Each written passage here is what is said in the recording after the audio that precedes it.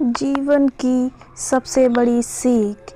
एक समय की बात है, एक जंगल में एक सेब का पेड़ था। एक बच्चा रोज उस पेड़ पर खेलने आया करता था। वह कभी पेड़ की डाली से लटकता, कभी फल तोड़ता, कभी उछल कूद करता। सेब का पेड़ भी उस बच्चे से काफ़ी खुश रहता था। कई साल इस तरह बीत गए। अचानक एक दिन बच्चा कहीं चला गया और फिर लौट के नहीं आया। पेड़ ने उसका काफ़ी इंतज़ार किया, वह नहीं आया। अब तो पेड़ उदास हो गया था। काफ़ी साल बाद वह बच्चा फिर से पेड़ के पास आया, पर वह अब कुछ बड़ा हो गया था। पेड़ उसे देखकर काफ़ी खुश हुआ, उसे अपने साथ खेलने के लिए कहा, पर बच्चा उदास होते हुए बोला कि अब वह बड़ा हो गया है, अब वह उसके साथ नहीं खेल सकता। बच्चा बोला कि अब मुझे खिलौने से खेलना अच्छा लगता है, पर मेरे पास खिलौने खरीदने के लिए पैसे नहीं हैं। जभी पेड़ ने मुस्कुराते हुए क्या कहा, वो आप लोग सुन लीजिए। पेड़ ने कहा, उदास ना हो, तुम मेरे फल सेब तोड़ लो और उन्हें बेचकर खिलौने खरीद लो। बच्चा खुशी खुशी फल यानी कि सेब तोड़ के ले गया, लेकिन वह फिर बहुत दिनों तक वापस नहीं आया। पेड़ बहुत दुखी हुआ। अचानक बहुत दिनों बाद बच्चा जो वह जवान हो गया था वापस आया।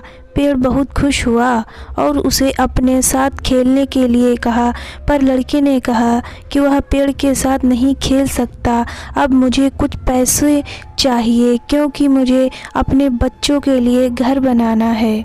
जब भी पेड़ बोला, मेरी शाखाएं बहुत मजबूत हैं, तुम इन्हें काट कर ले जाओ और अपना घर बना लो। अब लड़के ने खुशी खुशी सारी शाखाएं काट डाली और लेकर चला गया। उस समय पेड़ उसे देखकर बहुत खुश हुआ, लेकिन वह फिर कभी वापस नहीं आया और फिर से वह पेड़ अकेला और उदास हो गया था।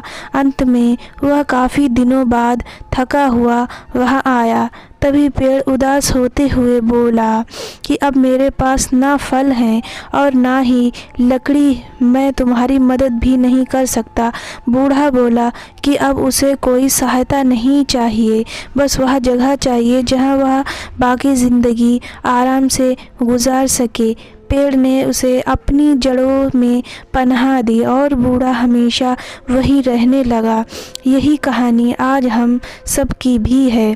मित्रों, इसी पेड़ की तरह हमारे माता पिता भी होते हैं। जब हम छोटे होते हैं तो उनके साथ खेलकर बड़े होते हैं और बड़े होकर उन्हें छोड़कर चले जाते हैं और तभी वापस आते हैं जब हमें कोई ज़रूरत होती है।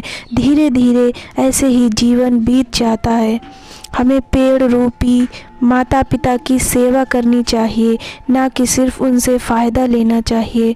और दोस्तों, अगर आपको ये कहानी अच्छी लगी हो तो चैनल को जल्दी से जल्दी सब्सक्राइब कर लें, क्योंकि आपको यहाँ पर इसी तरह की ढेर सारी कहानियाँ मिलती रहेंगी।